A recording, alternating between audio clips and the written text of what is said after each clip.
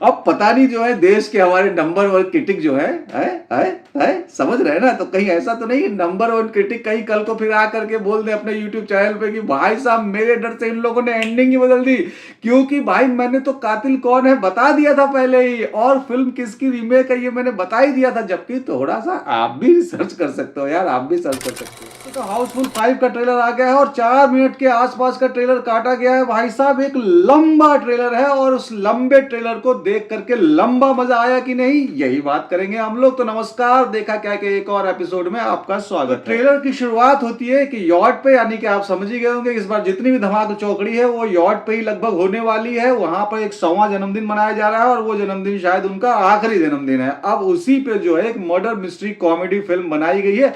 ये जॉनरा बहुत चलता भी है और चूंकि ट्रेलर लंबा काटने का जो कारण ये भी रहा होगा कि कम से कम 10-15 तो बड़े एक्टर हैं और सारे एक्टर्स मिलाकर के 30-35 से ज्यादा एक्टर हैं, छोटे बड़े, और बहुत सारे ऐसे एक्टर हैं जिनको आपने भी देखा भी नहीं है, नाम भी उनका आपको रिवील नहीं किया गया है इस ट्रेलर में।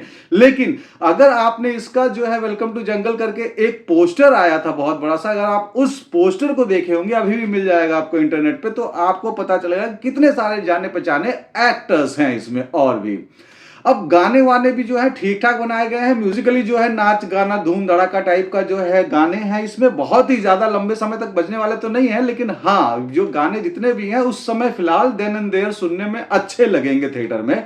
धूमधाम बेस वेस सब बढ़िया टनाटन है। इसमें जो है कुछ ऐसे डायलॉग्स भी हैं, जैसे जैकी श्रॉफ का अपने बेटे का ही डायलॉग, छोटे बच्चे हो क्या वो मुझे बहुत इंटरेस्टिंग लगा।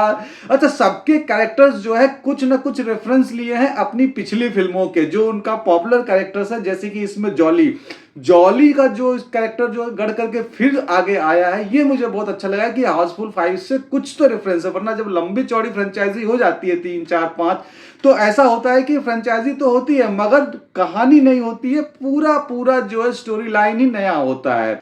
अब कौन कैरेक्टर कितना मजा लेकर के आता है ये तो नहीं पता, लेकिन अक्षय सर मजा दे रहे हैं, अक्षय कुमार मजा दे रहे हैं। फराज सामजी सर इसके राइटर हैं, तो उनके जोक्स ऐसे ही होते हैं। बहुत सारे आपको इसमें मेरे ख्याल से व्हाट्सएप से लेकर के, यहां से लेकर के, वहां से लेकर के, कई सारे जोक्स को बदल के या फिर थोड़ा मॉडिफाई करके आपको मिलेंगे, जो कभी कभी तो बहुत ही जोरदार सही समय पे पड़ते हैं। जैसे अक्षय सर का धोती वाला जो जोक है, या जैकी श्रॉफ का छोटी बच्ची वाला जो जोक है। लेकिन कई बार ऐसा होता है कि वो सही समय पे सही नहीं पड़ता, तो फिर बड़ा बोझिल हो जाता है। अब इस फिल्म से मुझे बहुत ज्यादा उम्मीद तो नहीं, लेकिन जितनी बड़ी स्टार कास्ट है और जिस हिसाब से ट्रेलर काटा गया है, तो ये फिल्म 2 से 3 दिन में 100 करोड़ तो पार कर ही जाएगी। क्योंकि इतने बड़े कास्ट के साथ अगर नहीं पार करेगी तो फिर क्या करेगी। अब इसमें क्रेजी चीज जो सबसे बड़ी है वो है क्रेजी किया रे, गाना वाला नहीं, क्रेजी फिल्म जो आई थी उस फिल्म को, सोम साहब की, उस फिल्म में जिस तरह की बाद में उन लोगों ने एंडिंग बदल दी थी, वैसे ही सुनने में आया है, आपने भी शायद सुना हो कि सेंसर बोर्ड में इनकी 2 कॉपी सबमिट करके 2 अलग अलग एंडिंग की जो है फिल्में निकाली गई है।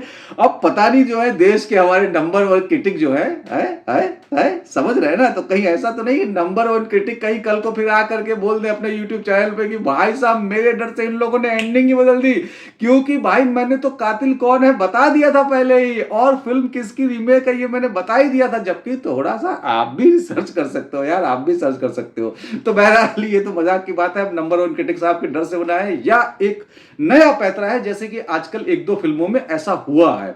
तो अगर ये नया पैतरा है और ये कैसा बैठता है, क्योंकि क्रेजी में तो जब एक बार जब आदमी देख के निकल गया था, दूसरी बार जब बदला उसको एंडिंग को, तो मुझे नहीं लगता कि कोई भी दोबारा उस एंडिंग को देखने के लिए फिर थिएटर में गया। हाँ, जब वो फिल्म दोबारा आई तो आदमी भगा करके सीधे लास्ट में वहां पर आकर के उस एंडिंग को देख लिया।